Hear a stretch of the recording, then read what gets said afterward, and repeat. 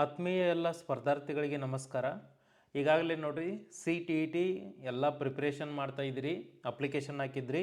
ಈಗೇನಂತಂದಾಗ ನೀವು ಯಾವ ಸಿಟಿಗೆ ಎಕ್ಸಾಮನ್ನು ಬರಿತಾ ಇದ್ದೀರಿ ಅನ್ನೋದನ್ನು ತಿಳ್ಕೊಬೋದು. ಈಗ ಒಂದು ಏನಂತಂದರೆ ಇನ್ಫಾರ್ಮೇಷನ್ ಬಂದಿದೆ. ಏನಂತಂದರೆ ಇಲ್ಲಿ ನೀವು CTET ವೆಬ್ಸೈಟಿಗೆ ಹೋದ್ರಿ ಅಂತಂದ್ರೆ ಈಗ ನಾವು ಈ ವಿಡಿಯೋ ಡಿಸ್ಕ್ರಿಪ್ಷನ್ ಕೆಳಗೆ ಲಿಂಕನ್ನು ಹಾಕಿರ್ತೀನಿ. ಅಲ್ಲಿ ನೀವು ಕ್ಲಿಕ್ ಮಾಡಿದ್ರಿ ಅಂತಂದ್ರೆ ಈ ರೀತಿಯಾಗಿರುವಂಥ ಪೋರ್ಟಲ್ ಓಪನ್ ಆಗುತ್ತೆ. ನಿಮಗಿಲ್ಲಿ ಏನು ತಿಳ್ಕೊಬೋದು ಅಂತಂದರೆ, ಇದು ಮೊದಲನೇದಾಗಿ ಹೇಳಿಬಿಡ್ತೀನಿ, ಇದು ಎಕ್ಸಾಮ್ ಅಡ್ಮಿಟ್ ಕಾರ್ಡ್ ಅಲ್ಲ ಅಥವಾ ಹಾಲ್ ಟಿಕೆಟ್ ಅಲ್ಲ. ಇದೇನಂತಂದ್ರೆ ಕೇವಲ ನಿಮಗಿಲ್ಲಿ ಸಿಟಿಯನ್ನು ತಿಳ್ಕೊಳ್ಳೋಕೆ ಮಾತ್ರ. ಹಾಗಾದರೆ ಇಲ್ಲಿ ಏನು ಮಾಡಬೇಕು ಅಂತಂದಾಗ, ಈ ರೀತಿ ಪೋರ್ಟಲ್ ಓಪನ್ ಆದಾಗ ಇಲ್ಲಿ ನೀವು ಫಸ್ಟ್ ಬಾಕ್ಸ್ನಲ್ಲಿ ಅಪ್ಲಿಕೇಶನ್ ನಂಬರನ್ನು ಹಾಕಬೇಕು, ಸೆಕೆಂಡ್ ಪಾಸ್ವರ್ಡನ್ನು ಹಾಕಬೇಕು, ಇಲ್ಲಿ ಕ್ಯಾಪ್ಚಾ ಕೋಡನ್ನು ಎಂಟ್ರಿ ಮಾಡಬೇಕು. ಇದರಿಂದ ನಿಮಗೇನು ಗೊತ್ತಾಗ್ತೈತಿ, ನೀವು ಯಾವ ಸಿಟಿಯಲ್ಲಿ ಎಕ್ಸಾಮ್ ಬರಿತಾ ಇದ್ದೀರಿ ಅಂತ ತಿಳ್ಕೊಬೋದು. ಮತ್ತು ಎಕ್ಸಾಮ್ ಯಾವಾಗ ಐತಿ ಅಂತಂದಾಗ ಇದೇ ಫೆಬ್ರವರಿ 8ನೇ ತಾರೀಕು ಎಕ್ಸಾಮ್ ಇರುತ್ತೆ. ಹಾಗಾದರೆ ನೋಡಿರಿ, ನಾವು ಇದನ್ನು ಯಾವುದರ ಬಗ್ಗೆ ನೋಡ್ತಾ ಇದ್ದೀವಿ, CTET ಬಗ್ಗೆ ನೋಡ್ತಾ ಇದ್ವಿ. ಇಲ್ಲಿ ನೋಡಿ ಒಂದು ನಂಬರನ್ನು ತೆಗೆದುಕೊಂಡು ಹೇಳ್ತೀನಿ.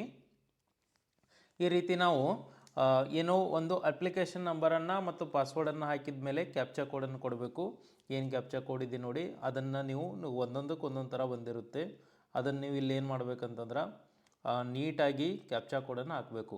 ಅದು ಸರಿ ಇಲ್ಲ ಅಂತಂದ್ರೆ ನೆಕ್ಸ್ಟ್ ಮತ್ತೊಮ್ಮೆ ಕೇಳುತ್ತೆ, ಅವಾಗೂ ಹಾಕ್ಬೋದು ನೀವು. ಈ ರೀತಿ ಸಬ್ಮಿಟನ್ನು ಮಾಡಬೇಕಾಗುತ್ತೆ. ನಿಮ್ಮ ಎಕ್ಸಾಮ್ ಸಿಟಿ ಯಾವ್ದು ಬಂದಿದೆ ಅಂತ.